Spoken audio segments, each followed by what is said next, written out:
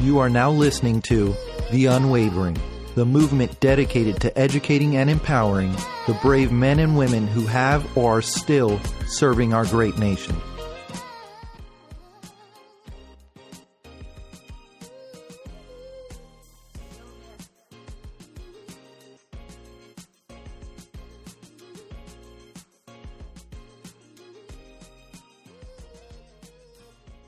What's up, everyone? Thank you for joining us for another episode of The Unwavering.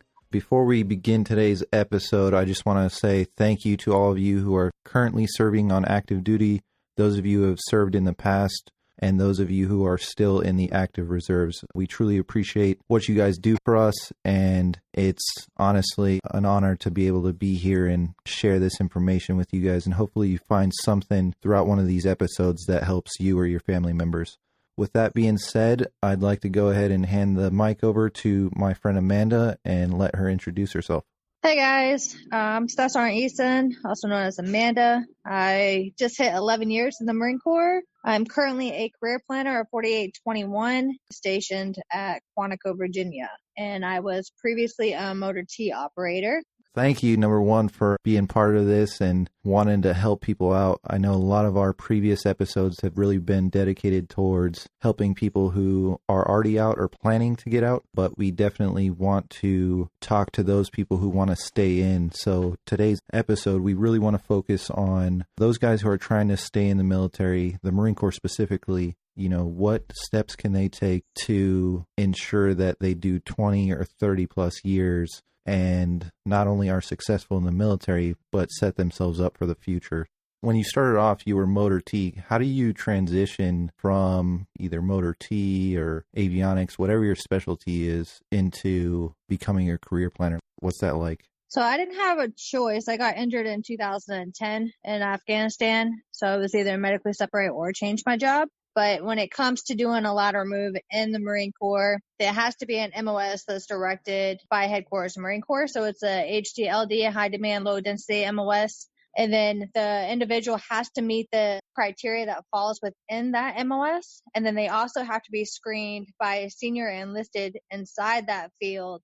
Once they apply, they're properly screened. It gets submitted to Headquarters Marine Corps, and then Headquarters Marine Corps will get the final say on whether or not the Marine can get approved to do the lateral move into that MOS. So do you still have to put in like a package and stuff, or is it not to that extreme? It's just like there's a vetting process, but it's not as thorough as, hey, here's my package, this is what I want to do. Is it a little bit different than that? No, so it's still a re-enlistment package. So you would do a re-enlistment with lateral move. So you still have to go through every step that you would do to stay in the Marine Corps for an additional 4 years in your primary MOS. You're just not staying in your primary MOS. You're looking to do a different job. So it's actually a little bit more intense to do a lat move because you have to go through so many additional steps. Wow. Okay. So talking about you becoming a career planner, I know that that may not be the common terminology across other branches of military service. So from your experience, I don't know, I'm sure you go to probably symposiums, meetings, things like that. Are there things similar to career planners in other branches of military? And if so, have you met them? Do you kind of know what they're called or who people can talk to in other branches of service when it comes to their career? So usually there is somebody that is designated to help somebody out with their career. A lot of the other branches have a collateral duty. So it's somebody that has a different job but is filling the role to help an individual out with their career. I've worked with the Navy side of the house just to kind of understand how they do it. But the Navy is the only other branch that I've worked with to try to understand how they do it compared to the Marine Corps. Okay. And what would you say are similarities between them and differences? You're saying for us, for the Marine Corps, a career planner is a dedicated, like, hey, this is your job 24/7, you're a career planner. Whereas other branches, it's more of, like you said, a temporary assigned billet. What do they do that we don't, and what do we do? So I don't know exactly how in depth they go. I know the Marines, we take a lot of pride into ensuring that the Marines, especially first-term Marines, are getting the opportunity to sit down with somebody, look at their career, look at what their options are, and to go forward. And then the career Marines always has that career planner to help them out with their career to ensure that they are able to get the boat space, submit for reenlistment in time. I don't know how competitive it is inside the other branches. I know the Marine Corps is becoming more and more competitive, mainly because we're not at war right now, so we're downsizing. I'm sure the other branches is almost the same, going through the same scenarios. But with them having collateral duties, I'm not sure how much time they actually invest in ensuring that their service members are being taken care of. No, that definitely makes sense. I mean, they've got to focus on their primary job first. So talking about that, obviously I worked with you. You were my career planner, so I know tons of things that you're able to help us out with. But for the people listening, what do career planners do? What things can you help us with, whether we're a first-term Marine or a career Marine? So we're able to look at your record, especially first-term Marines. We can go in and see your PFT scores, your CFT, your pro and con marks, your McMap belt, your rifle range scores, and let you know exactly where you compare against your peers. And then we can also look at boat space reports to see how competitive their MOS is to ensure that they're hitting all the brackets they need if staying in the Marine Corps is exactly what they want to do. So if they've got like a third class PFT, but all their peers are running high first class PFTs, and that's one of the things that they're going to have to work at to be able to stay in the Marine Corps. Right. Or like on the aviation side where you were at, it's important for those guys to have their quals. So each MOS has different criterias, and we kind of look at what is being required for that MOS that's going to make them competitive in case their MOS is competitive, and it's looking at every avenue to ensure that if they want to stay in the Marine Corps, they have that ability to stay in, and the Marine Corps is not telling them that it's time to go home. Right. And I wouldn't even, I mean, yes, absolutely the correct route, but the reason why I loved working with you is because you're able to see things that I can't.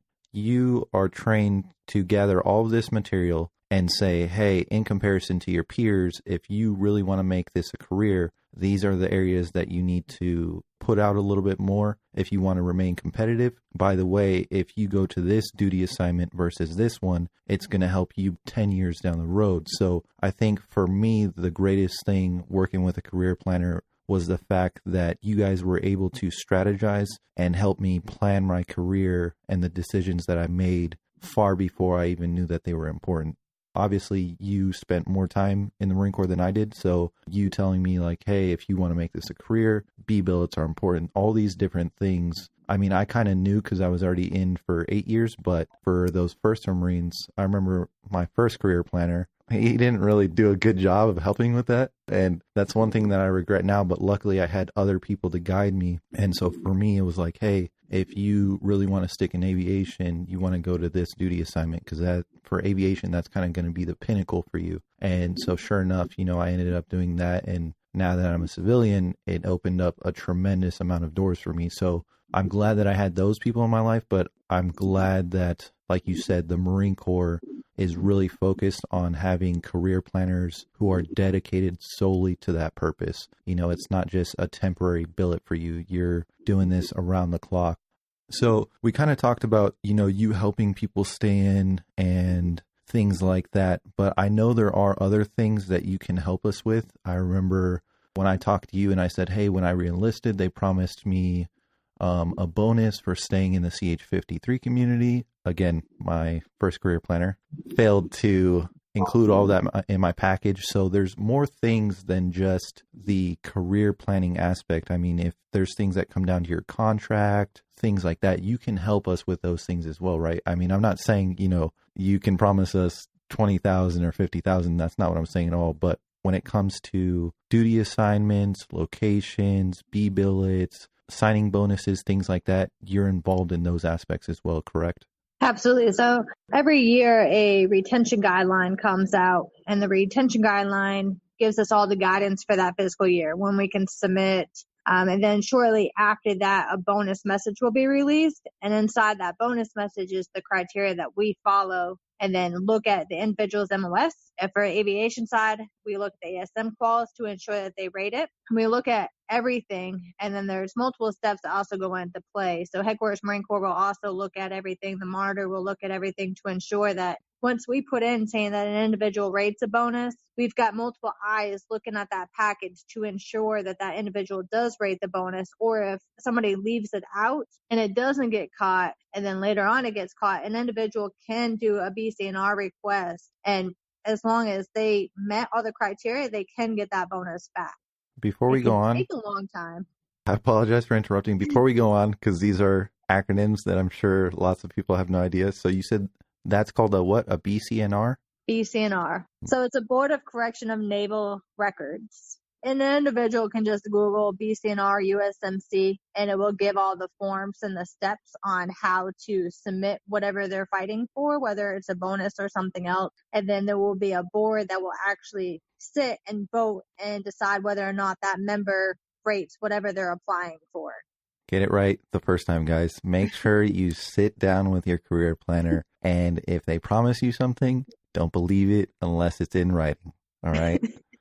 They're there to help you out, and I would say a good majority do an amazing job, but it's really up to you. They are there to help guide you and do what they can, but you got to understand they have other things. They have tons of other Marines to support, so it's really on top of you to maintain that constant communication with them.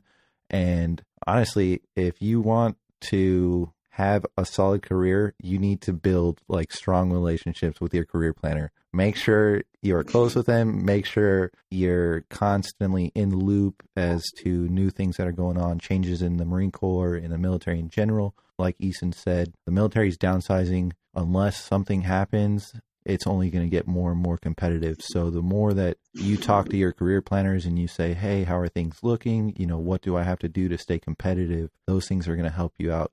I'm definitely a huge believer in being strategic and having a solid plan if you want to make it a career, or even if you want to use the military as a stepping stone for something greater. I think it's just extremely important that you start planning those things out now. With that being said, we talk about competitiveness and the fact that the military is downsizing.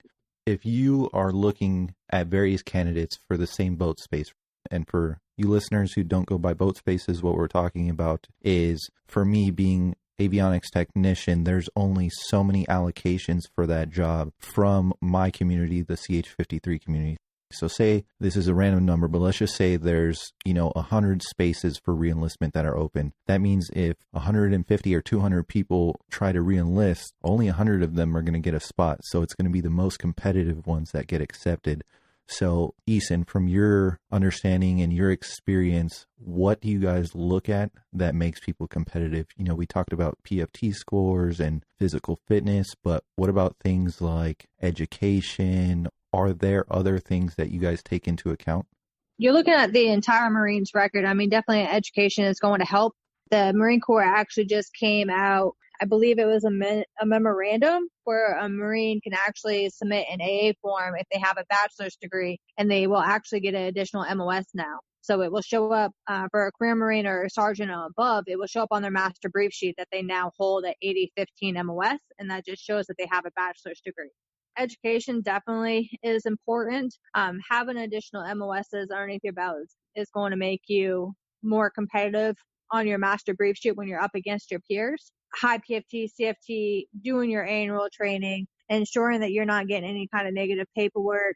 For first-term Marines, it's very imperative that they're talking to their platoon sergeant and they're understanding their pros and cons, that they're asking those hard questions, what they're doing right, what they're doing wrong, always seeking that self-improvement to prepare them for when they do pick up the rank of sergeant and they start getting those fit reps. They can start asking that officer and be comfortable asking that officer what they're doing right and what they're doing wrong. Because from sergeant to staff, when it comes to promotion, that board member only has 3 minutes to brief that Marine's record. So within 3 minutes, you want to be able to have all those key notes from your RS and your RO talking about what type of Marine you are that's going to make you competitive. But if you're not asking those hard questions, your fit rep may not reflect how you're actually performing because you're not meeting your RS and your ROs top of the line. You're not hitting their wickets because you don't know their wickets. But if you get used to asking those hard questions and you're seeking that self-improvement, then your fit reps are going to reflect.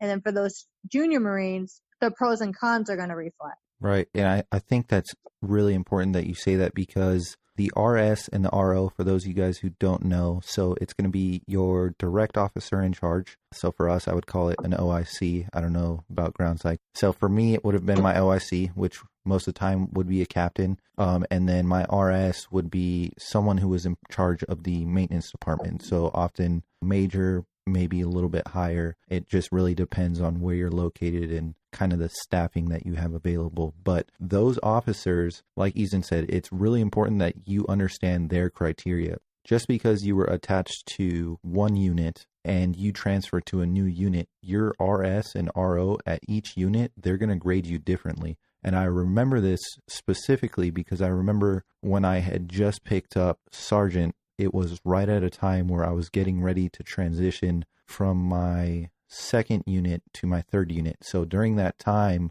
I got my marks and everything, but it was for, I don't remember what it's called. What do you call it when there's not like enough time to file like an actual... So it was unobserved? Yes, it was an unobserved fit rep. Thank you. Because I didn't meet the time. Now I know that they could have written an unobserved one, but I told them, you know what? It's fine. This isn't my actual unit. I was just temporarily assigned to that unit before I went to my new one. So I said, please just write me an unobserved fit rep. And they did, they made it very generic. But then once I got to my new duty station, then I started noticing like, well, that's weird. This person grades more harshly on these specific wickets, so everyone has their own grading criteria. And I'm not saying that's right, but that's the honest truth. You need to get to know your officers and understand what it is that they're looking for and how they rate you among the peers. And then for those of you guys who, whether you're a sergeant, whether you're a staff sergeant, look at the peers that you're working with. And if they've been there a while, make sure you ask them those questions too. Hey, I noticed that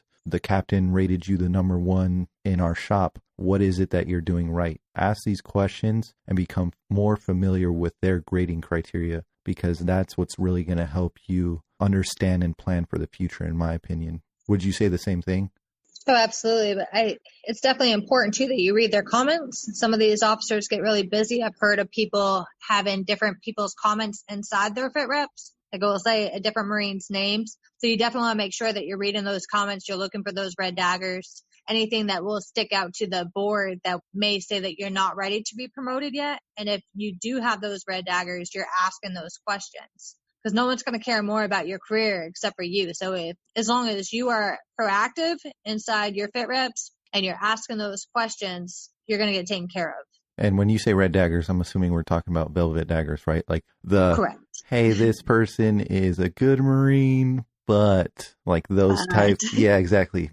When they say those, but it's essentially telling the board, and correct me if I'm wrong, but it's essentially telling the board, hey, you are doing an excellent job as a sergeant or your current rank, but you're not necessarily ready for the added responsibility of staff sergeant, of gunnery sergeant, of the next level up, correct? Correct. Okay. So can we kind of get into some stories? Obviously no specifics or no specific names, but have there been times in the past where you have seen good Marines or even bad Marines not afforded the opportunity to stay in? And what were the mistakes that either they made, or how do people avoid making those mistakes if they do sincerely want to make the Marine Corps a long-lasting career?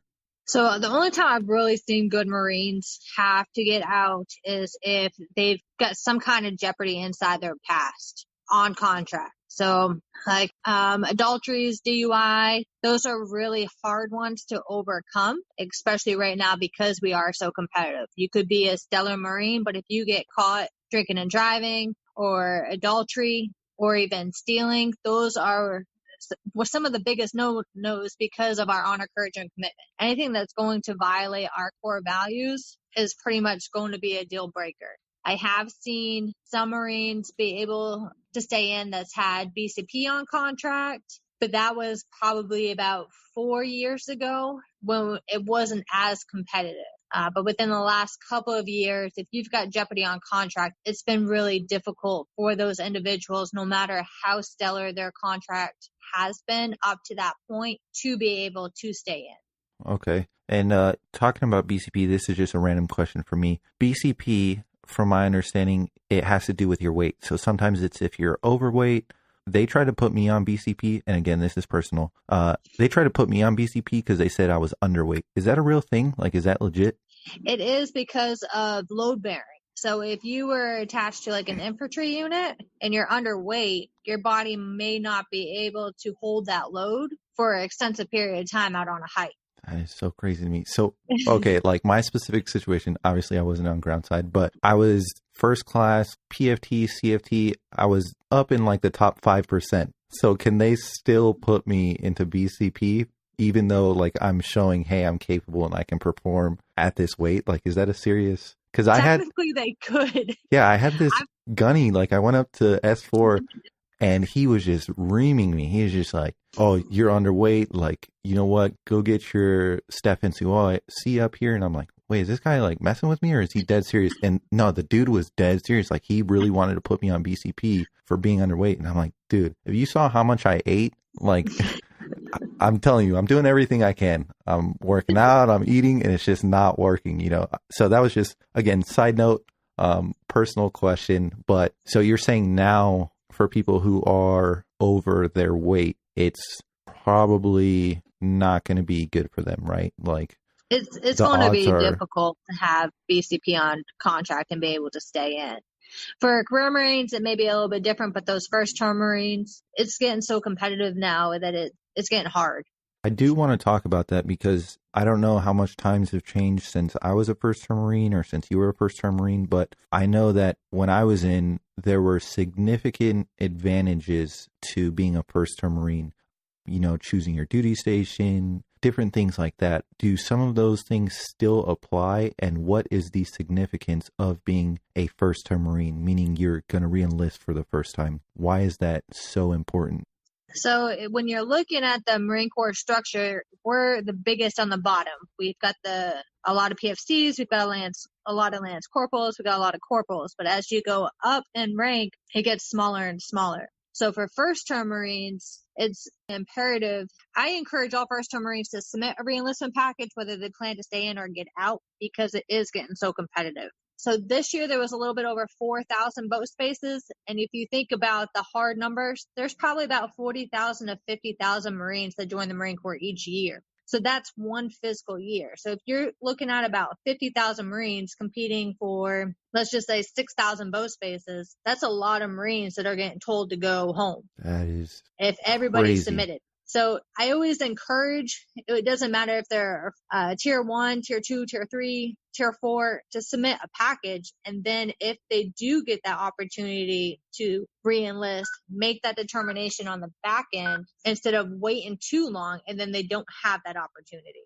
Right. I think that's important anywhere you're at. I mean, just opening as many doors and having as many opportunities available to you as possible is a good idea. They told me the same thing. Obviously, I ended up re-enlisting once, and the second time I had planned on possibly putting in a package, but when it came down to it and you and I sat down, it was like, well, you know, you're on the HIS list, so you either go be a drill instructor or, you know, a recruiter. And I was like, you know what? No, like I'm taking my chances. I'm getting out. I'm joining the aerospace industry. Luckily, it worked out for me. But yeah, if you guys have an opportunity, especially if it's your first enlistment, just put in a package. You putting in a package does not mean you have to stay in. It just means that you have something to fall back on in case you change your mind or you decide, you know what, let me give it another shot. Or, hey, there's still more I want to do with my career. So yeah, I completely agree with you on that. What about other scenarios? So we talked about the good Marines that there's just not enough space for them. What are some of the more common mistakes that you see among people who are forced out? A lot of it in the junior ranks is alcohol incidences. So like page 11s or speeding, tattoos. Tattoos are a big one right now. I mean, for the most part, everybody that is wanting to stay in has had the opportunity to stay in. Even though it is competitive, we still have a lot of great Marines that are doing everything that they're supposed to be doing and are not being told to go home. To the tattoo subject, what is the current tattoo policy? Because I just remember when I was going through and I was like, man, I want to get some more tattoos, but I want to get them like on my calves or like my arms, places that are visible. So I had to wait until I ended up getting out. They can get tattoos on their arm. They just have to be able to cover it up, and it's got to be 1 inch and 2 inch from your elbow. You can't have multiple tattoos on your arm. You can have a band. You can have a single band or multiple bands. You can have a single band. I know a lot of Marines dislike the tattoo policy, but we're the highest looked at branch. So it's all about appearance and how we look to the American people. So it's the Marine Corps Bulletin 1020, released on June 2nd of 2016. So if you guys are listening and you do have questions about the tattoo policy, talk to your career planner, do some research on Bulletin 1020. That's where you guys want to look. If you have questions, you can talk to your career planners. I'm sure those Marines that are senior to you, and they can help you out. But wouldn't honestly suck for those guys trying to stay in, and they couldn't stay in because of a page 11 or because of a tattoo. We joke about these things, but it's serious. Like, I've seen people who got far more tattoos than they should have, and really it's their fault. I mean, they knew exactly what they were doing, but because of that, they ended up losing out on the opportunity to stay in the military. So if you guys truly value your career, maybe just wait. If tattoos are important to you, which they're important to me, I would just say wait for the right time, or get them in a location that's not going to jeopardize your career, because it would suck to have to give it up for something like that. Moving forward, I know for me, when I was going through, my first duty station was on the West Coast. I was in Miramar, so I was in San Diego. And they said, if you really want to make the military a career, you showing that you can adapt to different locations is going to be crucial. Does that still hold true? You get stationed on the West Coast, is it good for you then to go to the East Coast or go overseas? Oh, absolutely. You want to show that you can move around and that you're willing to overcome and adapt to every different situation that the Marine Corps is going to put you in. So you want to try to hit those wickets. If you're homesteading, definitely would recommend you get in contact with your monitor to try to see what different opportunities are available. Because you don't want to just come to work and have orders populate. It's a lot easier for you just to contact your monitor, have the conversation with your monitor to see what options you have. Yeah, and that's important because, like you said, I already went into it knowing, like, okay, I'm going to get stationed in Northern Virginia. Like, I know what I'm getting myself into. I mean, when I got there and I experienced winter, I didn't really know and I wasn't too happy. But besides the point, yeah, I think that's just one thing that is really important, probably in our branch more so than any other, because I know, I've had friends in the Navy or different branches where homesteading or sticking out a very large portion of your career in one location is acceptable.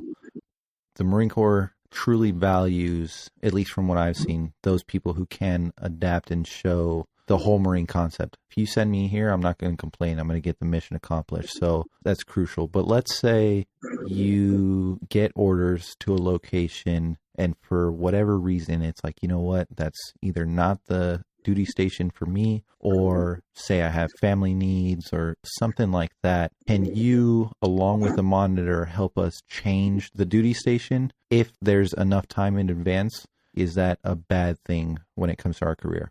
So it's not necessarily negative.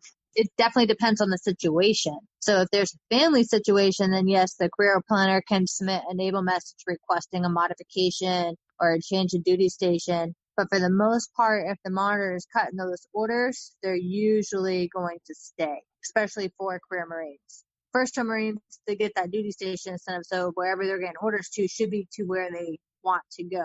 But that's why I said it's very important that you reach out to your monitor to see what is available. Because if you're talking to your monitor, if they understand what your intentions are and what you're trying to do, they're most likely going to work with you. Right. They're trying to fill their quota and get the best possible people in those billets anyway. So you sitting down with them, taking the time to say, hey, is there any possible way I can get this location? Sometimes they're willing to work with you. I think for the most part, the ones that I've talked to were fairly reasonable. But the reason I ask that question is because I have had friends who had children with disabilities and things like that. And I know that some of them have gotten orders to various locations that maybe the medical facilities weren't as great as they had hoped for their children. So in instances like that, you're saying that they can submit a naval message and it's a reasonable thing for them to want a different duty station. So when you're talking about medical care, it's important for that Marine, if their child has a lot of medical issues, it's important that they are keeping their EFMP up to date and they're recertifying that every time that it's due. Because when a monitor cuts orders to a Marine that has an EFMP family member, it has to go through the exceptional family member program before those orders that the monitor cut actually gets released to the Marine. So for example, I just received orders this week. They populated an MOL, but my monitor cut those orders almost 2 weeks ago. But because my daughter's EFMP, it had to go through that office to ensure that there was medical care to be able to provide to my daughter before those orders could actually populate down to me. Can we break down what EFMP stands for? So it's the Exceptional Family Member Program. So their sole purpose is to ensure that whatever medical issues that your child or your family member has, that there is a facility close enough that is going to be able to provide those needs to your family member. If there's not, then you cannot receive orders to that location. That's awesome. Yeah, I think that's really good. So for you guys listening, it is important, like Easton said, that you stay up to date. You're notifying your command, you're getting your paperwork accounted for, because the military, in my opinion, is really understanding of family members, certain exceptions when it comes to their health, their well-being. So as long as you guys are doing your due diligence to file those things, for the most part, I think that they're willing to work with you. You know, obviously there's going to be certain circumstances where it's like the mission is crucial, but I think for the most part they do a good job. And as long as you're staying on top of those things, it shouldn't be an issue. Back to the topic of becoming competitive, we talked a little bit about college and getting an additional MOS and things like that. I remember when I did get HISted, they had briefly talked to me about going to become a drill instructor or a recruiter and what those would do for my career. Can we talk a little bit about that? So I would say that they weigh pretty much equal when it comes to promotion. As long as you've got a B billet underneath your belt and your peers are doing B billets, then you're going to be looked at as equal. But if you have a B billet, whether it's a drill instructor or recruiting, and your peers do not, then that's going to be an upper that you have over your peers. But depending on what you see in your future would determine on what B billet you would want to go on. Drill instructors are more prone to be first sergeant, sergeant majors, where recruiters can kind of go both routes, either first arm route or master guns, determining on what you want to do when you exit out of the Marine Corps.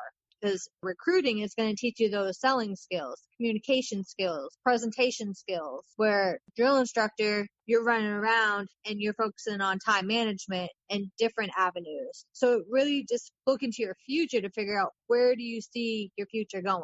What plan do you see, whether it's staying in the Marine Corps or getting out of the Marine Corps, and which one is going to benefit you long term? Right, because that's exactly, when I talk to you guys, that's what I think. Like, these guys are freaking strategists. They know exactly how to plan my future, or at least help guide me when I'm planning it. And like you said, recruiter is awesome because it's going to allow you, or hopefully allow you and give you the tools to be more charismatic, talk to people, build genuine relationships. So it's going to help you when it comes to networking and setting yourself up for the future. And if you were to become a drill instructor and eventually go on to be sergeant major, those are going to be things that are going to help you learn how to manage extremely large forces. So when you're getting out, these corporations are looking for someone with a history of guiding an organization at the senior level. These guys are going to be the ones that they're looking at because they do have that experience. Now, it's not always guaranteed. Obviously, it's going to be how you carry yourself, your resume, and everything else. But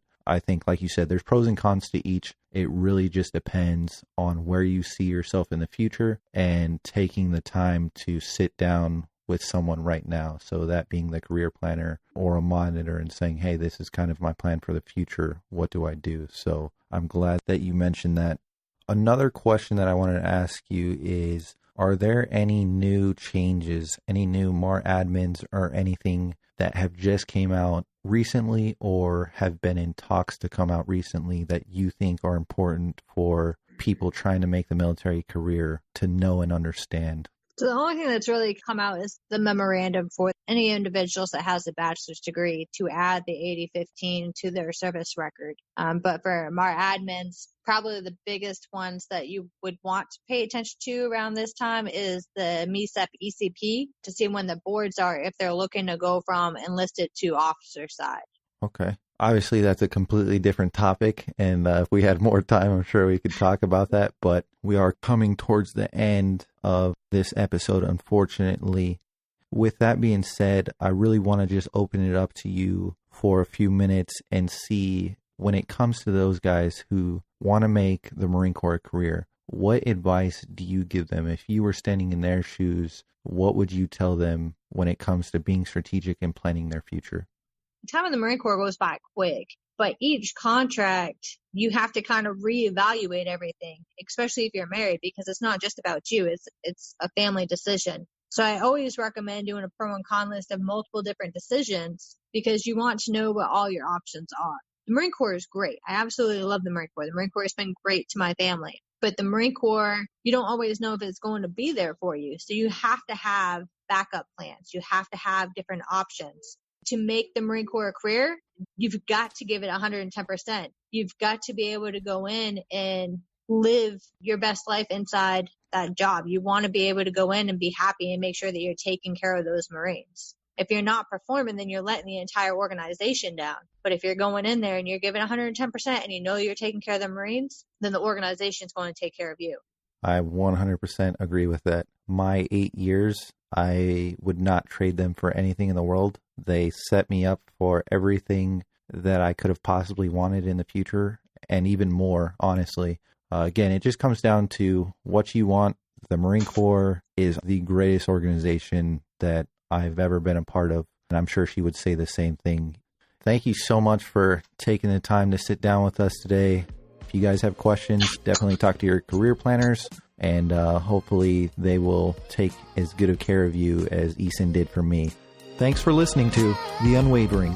Please rate and comment on Apple Podcasts. Give us a 5-star and a great comment, and we may just read it on a future episode. Also, follow us on social platforms like Instagram, Facebook, and YouTube.